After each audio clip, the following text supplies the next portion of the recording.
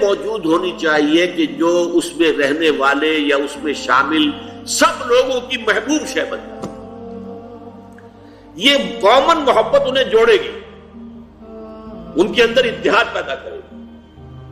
مثلا وطن کی محبت، وطن کی جے جے ہند، وطن کی عظمت کے گن گاؤ. قوم کی محبت، وطن پرستی، قوم پرستی، کوئی نظریہ پرستی، یہ بہت سی پرستشیں ہیں جن سے کہ لوگ پھر جڑے رہتے ہیں. نسل پرستی، لسان پرستی، زبان پرستی. یا آج کل جو آپ کو کہتے ہیں کہ یہ لسانی عصبیتیں اور یہ نسلی عصبیتیں، یہ بلوچ نیشنلزم، یہ پختون نیشنلزم، یہ سرائکی نیشنلزم، یہ ایک اردو والا نیشنلزم، 5ویں قومیت نکلی تھی ہمارے ہاں. یہ سب کچھ کیا ہے؟ یہ جمعیت کے لیے، لوگوں کو جوڑنے کے لیے، شیرازہ بندی کے لیے، انہیں متحد رکھنے کے لیے کوئی نہ کوئی شے محبوب ہو جانی چاہیے. اس اعتبار سے اس دور کا سب سے بڑا شرک وطن پرستی. لیکن پھر دیکھیے، میں بات آپ سے عرض کر رہا ہوں، علماء کرام اس کو نہیں پہچان پائے. اس کو پہچانا ہے تو علامہ اقبال نے پہچانا.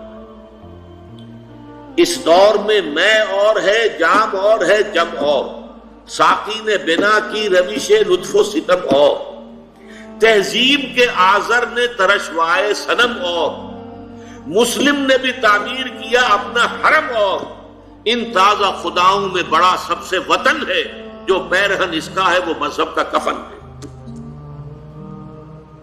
نظارہ دیری نہ زمانے کو دکھا دے، اے مصطفی خاک میں اس مجھ کو ملا دے.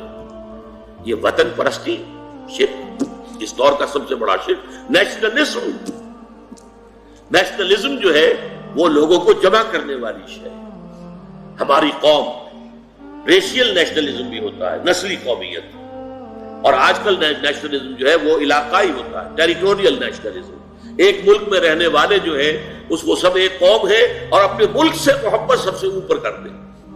یہ ہے در حقیقت علامہ اقبال نے جس کو کہا کہ وطن ایک تو ہے وطن سے محبت ہونا، وہ ٹھیک ہے، حب الوطن من الایمان حدیث ہے.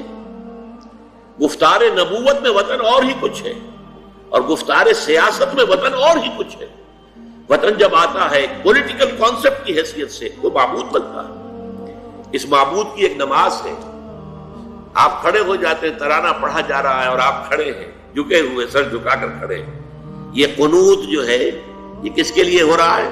وطن کے دیوتا کے لیے ہو رہا ہے. وطن کے دیوتا کا ایک اور ہے سلامی، جھنڈے کو سلامی دی جا رہی ہے. جھنڈا وہ علامت ہے آپ کے وطن کی. آپ کے علم میں ہوگا، میں اس ترانے کے پڑھے جانے کے وقت کھڑا نہیں ہوتا، اور اس سے بڑی کنٹروورسیز بھی ہوئی ہیں، مجھے بڑی تلخ باتیں بھی سننی پڑی ہیں. لیکن میں یہ سمجھتا ہوں کہ در حقیقت یہ وطن کی نماز ہے، وطن کی حمد ہو رہی ہے، وطن کے اور ترانے گائے جا رہے ہیں. در حقیقت یہ اجتماعی سطح پر پولیٹیکل سائنس کے اعتبار سے آج وطن جو ہے وہ جو ہے معبود کی شکل اختیار کر گیا.